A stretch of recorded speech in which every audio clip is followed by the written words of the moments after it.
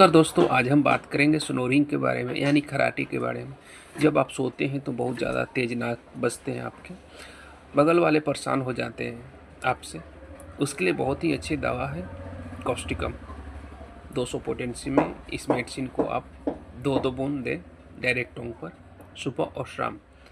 कोशिश करें सुबह में खाली पेट दें, बहुत ही अच्छा रिजल्ट है इसका। आप इसको ज़रूर ट्राई करें। ये वीडियो आपको इन्फॉर्मेटिव है लगे तो हमारे चैनल को सब्सक्राइब करें, लाइक करें, दोस्तों के साथ शेयर करें। धन्यवाद।